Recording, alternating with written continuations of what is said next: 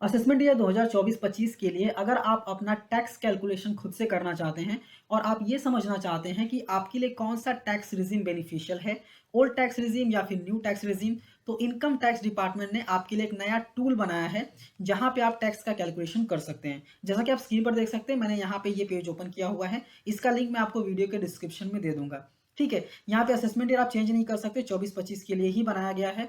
और यहाँ पे अगर आप स्क्रॉल करके आएंगे तो देखेंगे यहाँ पे ओल्ड टैक्स रिजीम और न्यू टैक्स रिजीम दोनों का कंपैरिजन आपको मिल जाता है और यहाँ पे पता भी चल जाता है कि किस टैक्स रिजीम में आपको ज्यादा टैक्स पेमेंट करने के लिए आएगा। ठीक है, इसको कैसे फिल करना है बहुत ही ईजी है, इस वीडियो में मैं आपको बताने वाला हूँ। बट वीडियो स्टार्ट करूँ इससे पहले अगर आप चैनल पर नए हैं, चैनल को सब्सक्राइब कीजिए, बेल आइकन प्रेस कीजिए। बेल आइकन प्रेस करने के बाद आपको ऑल पे क्लिक करना है ताकि मैं जब भी वीडियो को अपलोड करूँ उसकी नोटिफिकेशन आपको मिल सके।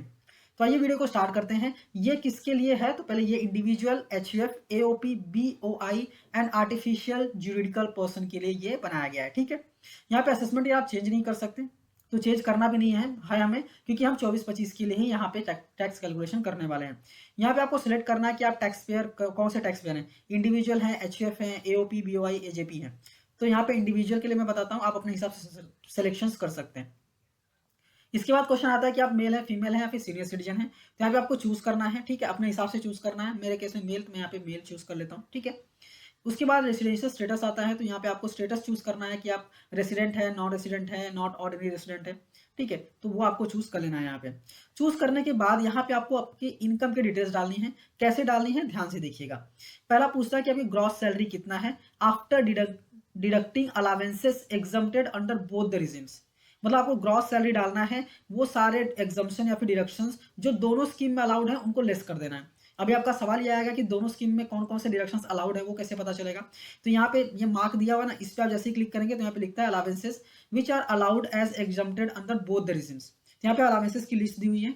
अगर ऐसा कोई अलावेंसेस है तो दोनों टैक्स रिजिम में अलाउड है, आपको वो अलावेंसेस लेस करना है। लेस करने के बाद आपकी सैलरी यहाँ पे डालनी है। एग्जाम्पल लेते हैं कि सारे जो अलावेंसेस अलाउड है उसको अलावेंसेस को एग्जम्प्ट करने के बाद, लेस करने के बाद मेरा 10 लाख का सैलरी बनता है। ठीक है, यहाँ पे मैंने 10 लाख रुपए यहाँ पे डाल देता हूँ। इसके बाद नेक्स्ट अमाउंट आता है amount deductible exempt from gross salary except standard deduction. मतलब स्टैंडर्ड डिडक्शन को छोड़ के ऐसा कोई अमाउंट है जो एग्जम्प्ट है या फिर डिडक्टेबल है, which is not allowed under new scheme, जो कि न्यू स्कीम में अलाउड नहीं है। तो यहाँ पे कौन कौन से हैं, तो यहाँ पे कुछ एग्जाम्पल दिए हुए हैं, जैसे एचआरए हो गया, यहाँ पे 1 सेकेंड, जैसे कि एचआरए हो गया। ठीक है, लीव ट्रैवल कंसेशन हो गया, एनी अदर अलावेंसेज हो गया, इंटरटेनमेंट अलावेंसेज हो गया। ये सारे अलावेंसेज जो हैं न्यू टैक्स रिजिम में अलाउड नहीं है। ठीक है, तो अगर आपके पास ऐसा कोई अलावेंसेज है तो आप यहाँ पे डाल सकते हैं। मोस्ट कॉमनली जो अलावेंसेज होते हैं वो एचआरए के अलावेंसेज होते हैं, एलडीए के अलावेंसेज होते हैं। तो मैं एग्जाम्पल लेता हूँ कि 1 लाख रुपीज का या फिर 1,50,000 रुपीज का मेरे पास अलावेंसेज होगा। ठीक है, तो यहाँ पे मुझे कंपेरिजन भी मिलने वाला है, इसलिए ओल्ड टैक्स रिजिम और न्यू टैक्स रिजिम दोनों का सेपरेट यहाँ पे क्वेश्चन पूछा जा रहा है। नेक्स्ट आता है कोई income from other than salary है क्या, स्पेशल रेट इनकम। तो इसको फिलहाल स्किप करने वाले हैं क्योंकि हमारे पास ऐसा कोई इनकम नहीं है। ठीक है, तो यहाँ पे नेक्स्ट आता है interest on housing, house occupied property, basically self occupied properties जो होती हैं। तो अगर आपके पास है तो आपको यहाँ पे इंटरेस्ट का अमाउंट डाल देना है। आपको पता होगा तो लेस हो जाता है। आप लोगों का बहुत कॉमनली डाउट आ जाएगा कि यहाँ पे अगर एचआरए का मैंने एग्जम्पशन लिया है तो क्या मैं सेल्फ ऑक्यूपाइड प्रॉपर्टी का डिडक्शन ले सकता हूँ। जी हाँ, आप ले सकते हैं, कोई दिक्कत नहीं है। अगर आप किसी अदर सिटीज में रहते हैं, आपका घर किसी अदर सिटीज में है जो आपने सेल्फ ऑक्यूपाइड किया हुआ है, तो आप ले सकते हैं, कोई दिक्कत नहीं है। ठीक है, तो एग्जाम्पल लेता हूँ कि आपके पास अराउंड 2 लाख का डिडक्शन रहेगा। ठीक है, मतलब इंटरेस्ट का डिडक्शन रहेगा, क्योंकि ये ओल्ड टैक्स रिजिम में मिलता है, हमें कंपैरिजन करना है, इसलिए मैंने यहाँ पे डाल दिया। आपके केस में नहीं है तो आप इसको हटा सकते हैं, कोई दिक्कत नहीं है। ठीक है, इसके बाद क्वेश्चन पूछा जाता है ये जो डिडक्शंस के सेक्शंस लिखे हुए हैं ना, ये दोनों में अलाउड है। न्यू टैक्स रिजिम में भी अलाउड है, ओल्ड टैक्स रिजिम में भी अलाउड है। ठीक है, तो यहाँ पे लिखा है बोथ रिजिम में अलाउड है, एटीसीसीएच, एटीसीसीडी, एटीसीसीडी, और यहाँ पे आता है 80JJAA। ठीक है, ये जो डिडक्शंस हैं, इनके डिडक्शंस के बारे में ना ऑलरेडी मेरे चैनल पे आपको सेपरेट वीडियोस मिल जाएंगे, डिटेल में एक्सप्लेनेशंस मिल जाएंगे कि सेक्शन क्या है एग्जैक्टली। ठीक है, तो इसके डिडक्शंस अगर आपके पास अवेलेबल है तो आप यहाँ पे अमाउंट डाल सकते हैं, बट कोई दिक्कत नहीं है, नहीं डालना है तो।